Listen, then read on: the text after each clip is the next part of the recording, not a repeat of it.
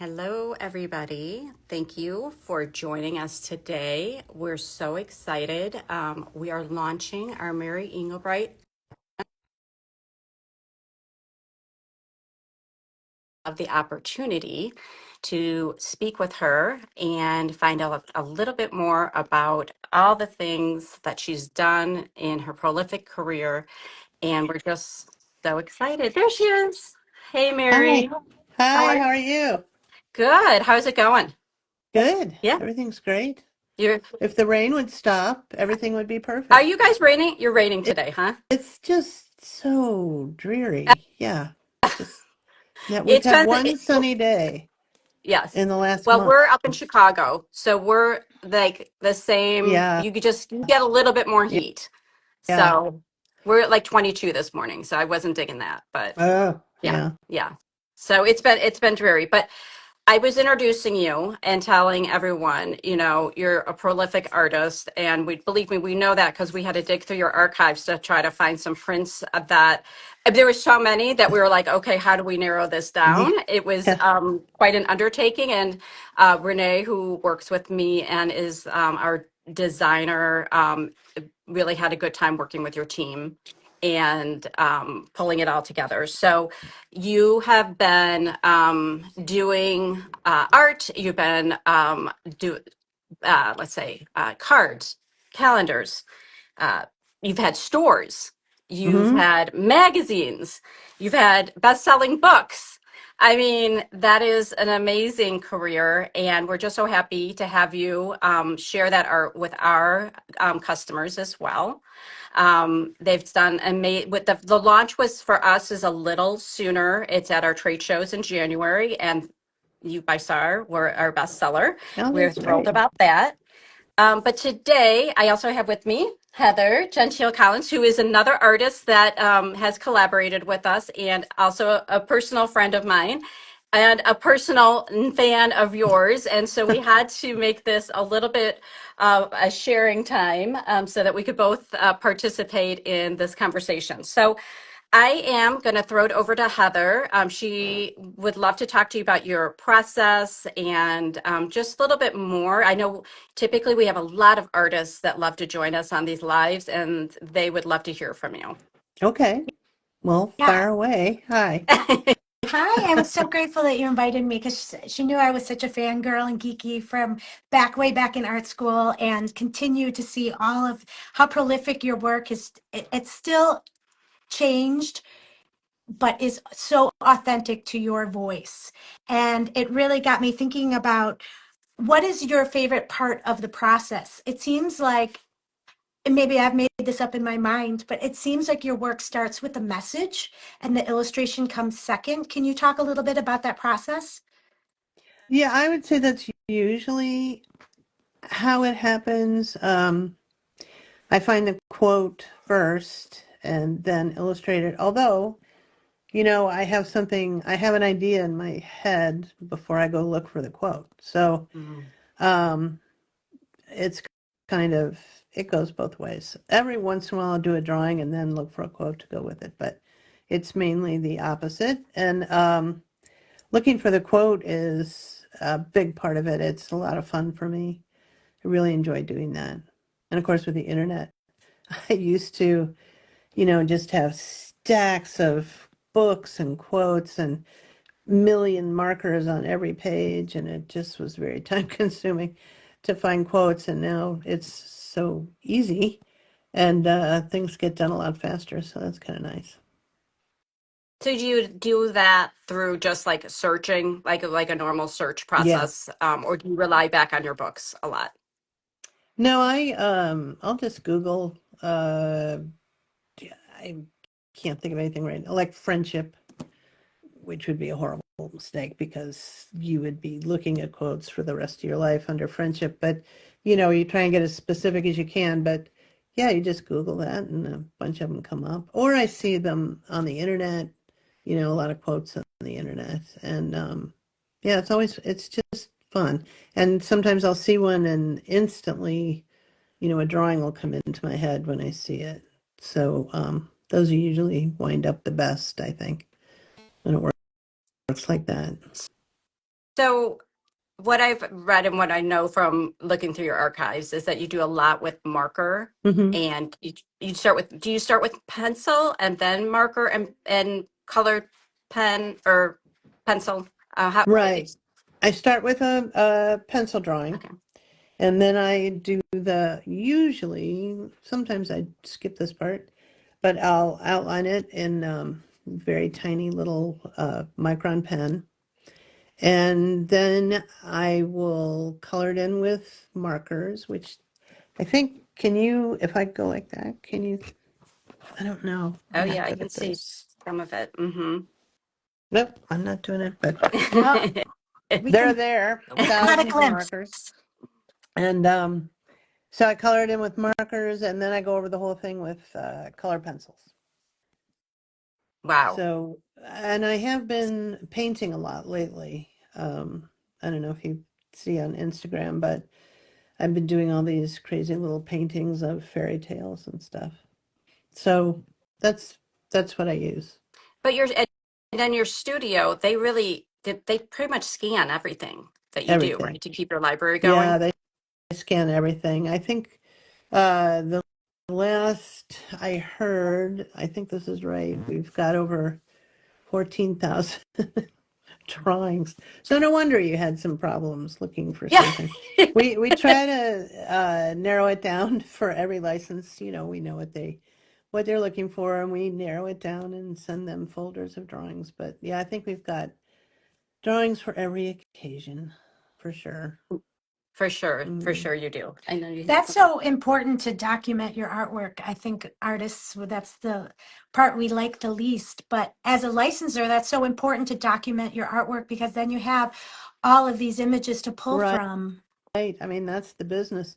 And I wish that we had done it from the very beginning, or I had done it from the very beginning when I was by myself. But back then, to do that, I would have to take everything to a photographer, and he would take the photograph, and we'd have to, I mean, it was a much more involved process. So we saved it for the stuff that we really felt was important. So a lot of drawings are certainly undocumented. But then, we started doing it, and every even doodles and things that I do, we document because it can always be used for books and fabric. Those things work really well in fabric, or we get an idea just from looking at them and develop a pattern from And that. So, this one, if I'm remembering correctly, was a little bit harder for us because it was, I think, a marker. uh-huh. And so markers get a little pixelated when it's on paper.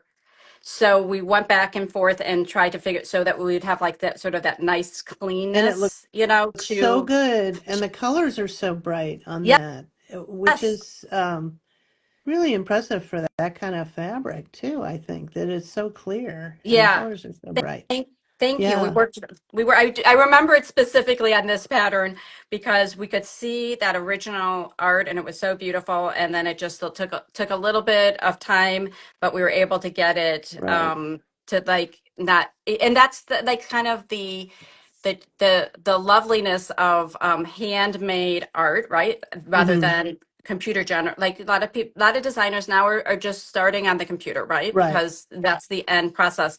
But it is nice to be able to work with your hands in a different way with a tactile, surface and Yeah, it things of that definitely, sort. I think it looks different.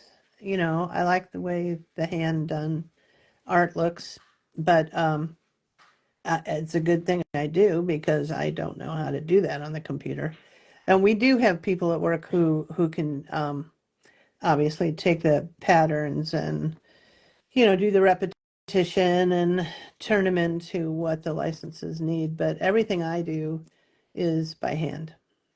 That's amazing.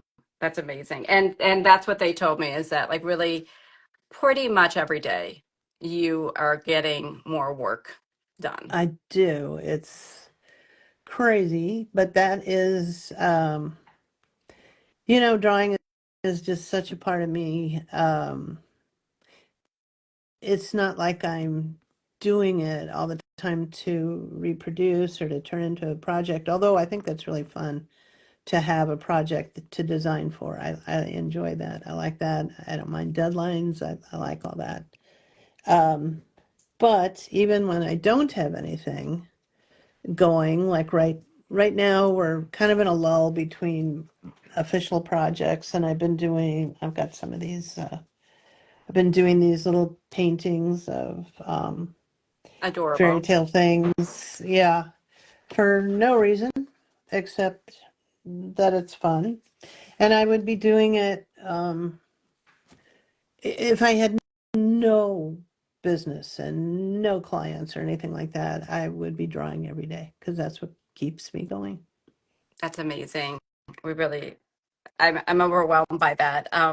I love that you follow your joy. I think that's so important and it really shows in your work. And I like that you mentioned that you'd be doing this whether it was for a licensor or for yourself. And Carrie mentioned this pattern. I mean, it's so iconic. Mary Engelbreit with the little swirlies and the little checkerboards and these little rosettes that you always have. And then the cherries are also just, you see these and you just know who you're looking at. And so Mhm. I like that when you start with storytelling, you're creating little icons within the story that become uniquely yours. And that is what's pivoted you into your licensing and your branding. But when it comes to your characters, are there certain characters? There's certainly characters that I see on repeat. Are those autobiographical? I know some of the new stuff you mentioned was storytelling with fairy tales, and those we absolutely recognize. But like some of your original characters that you continue, are those autobiographical? Well, the only recurring character I draw, although they all look kind of the same, but the only recurring one I draw is the little girl with the glasses and the big hat. And I named her years ago. I named her Anna Stell after my grandmother, my maternal grandmother, just because I like that name and I like my grandmother. But I think that it's probably my little alter ego. That's how I was using her way at the beginning, to if I wanted to illustrate a feeling I had about a situation or I don't know, whatever was going on at the time, I would use her as the character. So she is it's definitely my alter ego, I think. So she's the only one that I draw over and over, though. That's awesome. I love that character, and she's changed with age. She's changed and updated herself, but she Right. you Yeah, always know it's her. It's fun to kind of change her around and make her older or younger or, with friends, or I like to change her clothes up. Yeah, it's fun to have her to use as a way of communicating to people. So what inspires you like as an artist and keeps, like I'm sure in the beginning of your career you had certain artists that you kind of looked to, like Heather has looked to you Hmm. for many, many years. And that's very true because I think that the other thing too about your art is that during that period of time when you sort of first came to market, there wasn't a lot that had like the beautiful illustrations with the wording kind of gently and but like meaningful Right. put through. I So, think that's part of the reason I kind of took off at the beginning was because what I was doing was very different than what was out there in greeting cards at the time. Now they all do it, but at the time, nobody had quotes on the cards. Nobody would use a black background. Nobody wanted people on the cards because if it didn't look just like your Aunt June, they wouldn't buy it. And actually, I have to say it's kind of turned back to that a little bit. But at the time, just nobody was doing that kind of thing. Nobody had borders around. It was all flowers or little animals, it seemed like. mhm. So, and when we went to the trade show, our first trade show, we were noticed by New York Magazine and they featured it. And so it kind of took off from there. But so I was kind of lucky actually to hit at that time. Um, but I hope I've changed a little bit, through time, and things do change, styles change, and I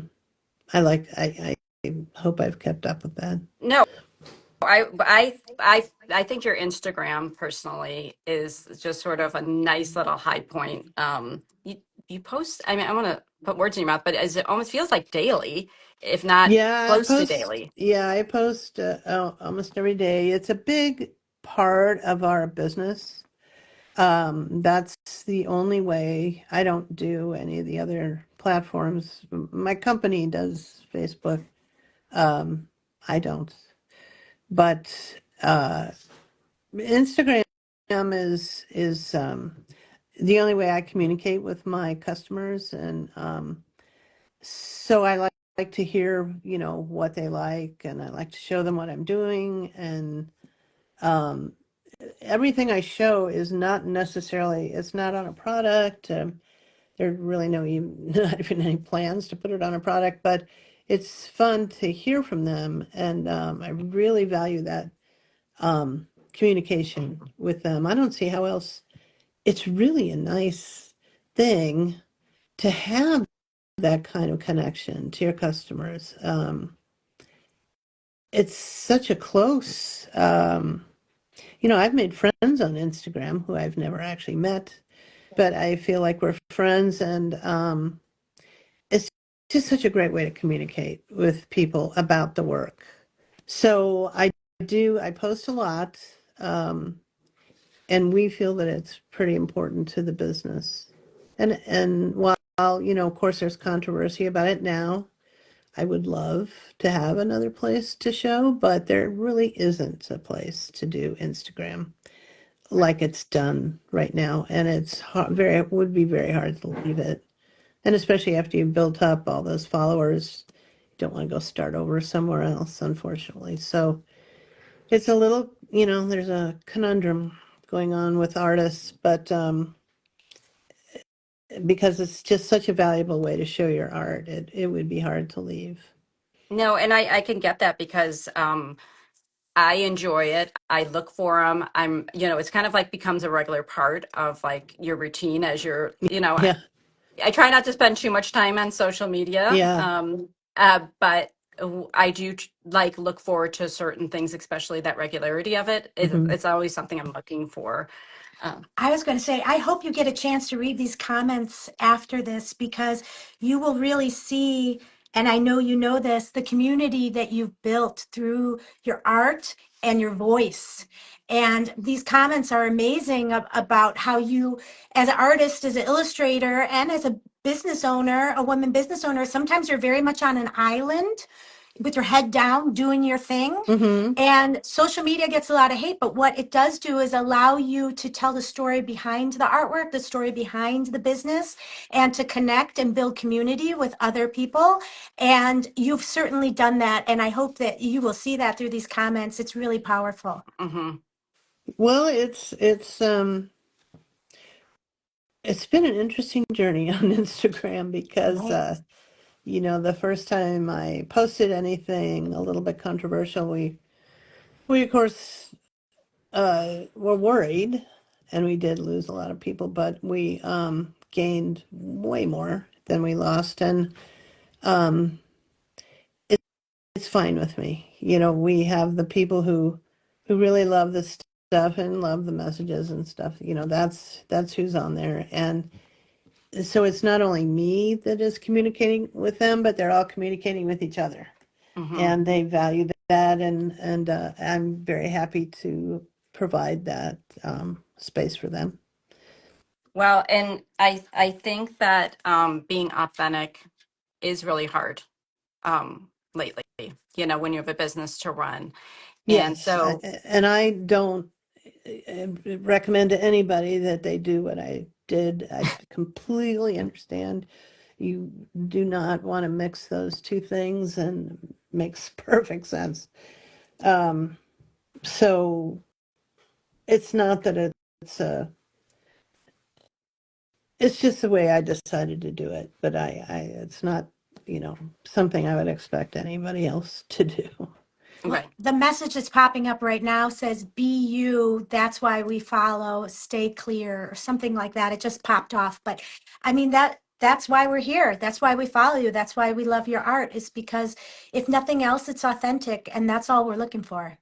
Yeah, everybody's looking for that, I think. And, I I certainly appreciate all the artists I follow on Hmm. Instagram, and just the fact that they share their work and they share how they, like you said, the process and what they're thinking of when they do it, and it's all great, great information, and it's really such a privilege to be able to share all that with all those artists, and it's it's a wonderful platform, and I, I'm worried it might go away. I don't know, but it's really been great for us. Well, that collaborative mindset is really where we should all be, right? Where we share, we're very giving in our information and our process, because it might lift someone else up who then might lift us up, and it's all a evolving circle. But Right. that generosity of information is something that really sets apart different artists in that community, and it's beautiful to see. Yeah, I really love that part of it. I think it's great. Yeah, and we have when we are looking and in this case asking artists to collaborate with us, we try to like get all different skill sets and levels of like where they've been in the process, and it's really interesting that like there are some like there's more ways for them to connect now as a community than Hmm. there was, years ago. And Oh my so it's really gosh, nice yeah, to see that. it really is. I mean, back in the day, because I've been doing this, our 50th anniversary is coming Wow. up in 27. So way back then, I would just be in my studio drawing, and I never knew if anybody was seeing it or if they liked it. I mean, if the product sold well, I thought, well, that's good. Somebody's seeing it. But it was kind of an impersonal way to do it. Um, and so this is just so nice, to really be able to connect with people. And especially, I mean, it's fun for me to connect with all the other artists. And I think Just so much great art I on think that's Instagram. so great too, because like what we found in our experiences, like I've worked with um, artists that like basically design a lot of the textiles, but their name and their work doesn't get out in front of them. You started your career with your name sort of intact and you've built off of your name. But there's a lot of artists nowadays that are freelancing and trying to find their way and trying to figure out how to really get their name in front of the product as well as their art. And Hmm. that's why we did this part of our business, is because we really believe that, we want to support the artist community. We Sure. really feel strongly that they should get that visibility. But do you have, you've said a lot of different things, which I really appreciate, but, like, was there one thing that you said, like, I always have to have my name on it, or like that kind of like was a line in the sand that or something that would help like some of the artists that are like sort of trying to find their way Well, into a bigger actually, process?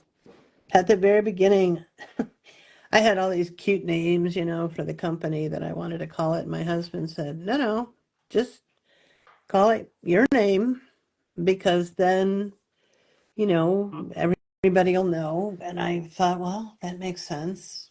It's not as cute as all the names I came up with, but so we did that, and it was just I'm glad we did. It made all the difference in the world. I mean, I highly recommend that. I, rather than naming it something that nobody will know who the artist is behind it. Although there are plenty of people like Shabby Chic, you know exactly what I'm talking about when I say that, or well, of course I can't think of any other ones, but there are some names of companies that are very, very recognizable like that too. Um, I agree with you though. I've noticed that like when I'm working with an artist and sometimes they will have like another company name. Uh-huh. And I'm like, you know what? I think that you feel more connected to the art if you know their name.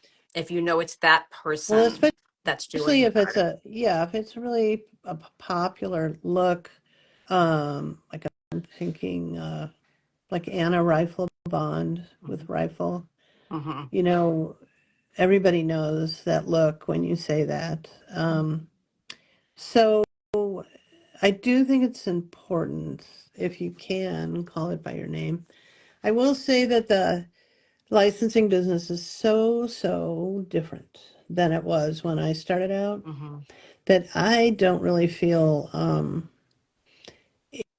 able to give any really good advice at this time in the world because it's just done so differently and it's moved so fast and um, like somebody if a store takes you on and you're so excited and it's so great to be in there but you're only in there for 6 weeks and then they want the next new person and they're not going to do you again because they already did you and so there's all that to worry about when you're just starting out and I'm not sure and of course the use of computers AI is a terrifying Mm-hmm. development that's happened. Um, so, I mean, it's just so different now that I'm not really sure how to advise people to proceed with the internet and all that. I mean, I'm kind of there already. I'm there. I don't have to, if people want me, they can get me. They know the look that they want and I'm easy to find. But yeah, if you're just starting out, I honestly I would not know how to recommend that you do it with all the internet and all that. I wish I could be more It is helpful. complex, right? It I is. feel like you've already given us great Right. advice. I know. I mean, what I heard you say to summarize is that make it personal, do what makes you happy, and then Right. don't take it personally when they give you 6 weeks and they kick you to the curb. Make it Right. personal and also set those boundaries is really Right. amazing. And they probably chose you because there was something personal in there that they saw and they want to get out there and so, that's over, then you just move on to the next thing. But if you're, doing what you really want to do. I also know artists who they have that personal side of their business where they produce this kind of thing, and then they also do freelance for other companies without using their Okay. name. And that's another way. I mean, the deal is if you're an artist that you want to draw or paint or make stuff. So take it any way you can get it. If you can make a living doing that, you know, kind of leave your ego at the door and just be so happy that you can make a living doing that. That's the prize. That's So, beautiful. Yeah, thank you. And we really appreciate your time today. I sure, know we need to thank wrap it you. up because you do have other things to do but chat with us all day, but we we could Well, it go was on fun for though. hours. We really appreciate it. We know that for anyone that's wanting to take a look at the new designs from Mary, you're on your site. It's you also brought in your own inventory from us, which was a great partnership, and I know it's done really well for you. We have both a direct to consumer website, but we sell to a lot of independent gift That's stores, kitchen stores, and great. all over the country. That's really our main focus. So I think people will start to see that we're actually starting to ship Oh, this week and next week. good, So it is good. going to start hitting the stores soon, which is really exciting. So there's a lot of different ways for them to find your new designs and your new products. And we've had nothing but wonderful comments from our customer base about the collection, and Well, we that's couldn't be more great. excited. Good, good. Yeah, well, come to our website if you want to find any of it too. So Yeah, yeah, it's great. We love it. everything. We're And so happy to be with you. It's great. oh, thank you. We really appreciate it. And We had somebody send in a photo today that they had some ceramics with your designs on it, and then they bought the towels and they took a picture of it all together to send to us because they're saying what that they were just so excited to Oh, have good, some additional pieces in their home that were good, from your art. great. Love to hear Yeah. that. Yeah. Yeah, exactly, exactly. Well, have a wonderful Okay. weekend. We were so thrilled to have you today. We really appreciate all your time and all your work, and thank you for letting us tag team you here because we had to do it together. Thank I, So, you. I appreciate it. Thank you very much. okay, have a wonderful one. Bye Thank bye. you. Bye bye.